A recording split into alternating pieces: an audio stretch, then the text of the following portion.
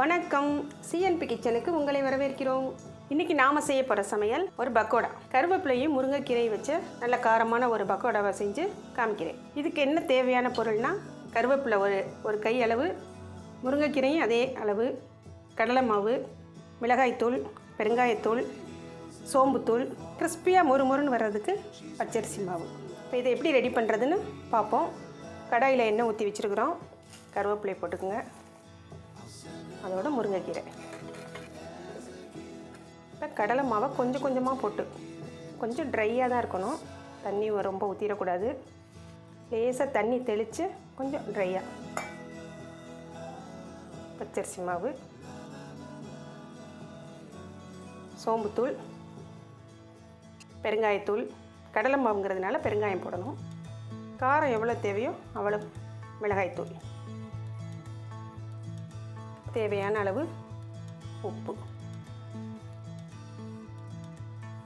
இப்போ கொஞ்சம் கொஞ்சமாக தண்ணியை ஊற்றி பிசைஞ்சுக்குவோம். இது அந்த இலையில் எல்லாத்துலேயும் படணும். இன்னும் கொஞ்சம் கடலை மாவு போட்டுக்குவோம். இப்போ எண்ணெய் நல்லா காஞ்சிருச்சு. பெசரி வச்சுருக்கிற இந்த கருவேப்பிலை முருங்கைக்கீரையை உதிரி உதிரியாக போடுவோம்.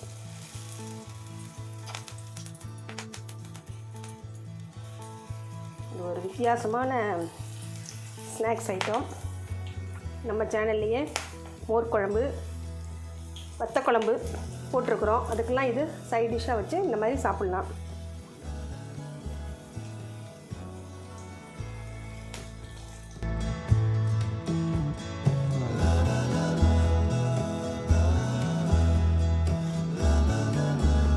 இப்போ பக்கோடா நல்லா மொறுன்னு வந்துருச்சு.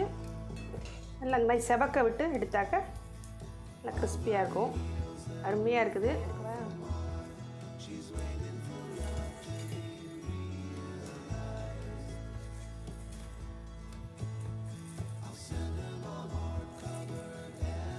இந்த கருவேப்பிலையும் முருங்கைக்கீரையும் போட்ட பக்கோடாவை பிள்ளைங்களுக்கு செஞ்சு கொடுங்க. கருவேப்பிலை முருங்கைக்கீரை பிடிக்காத பிள்ளைங்க கூட அதை விரும்பி சாப்பிடுவாங்க. இந்த சமையல் உங்களுக்கு பிடிச்சிருந்ததுன்னா லைக் பண்ணுங்கள், ஷேர் பண்ணுங்கள், சப்ஸ்கிரைப் பண்ணுங்கள். மீண்டும் மற்றும் ஒரு சமையலில் உங்களை சந்திக்கிறோம். நன்றி, வணக்கம்.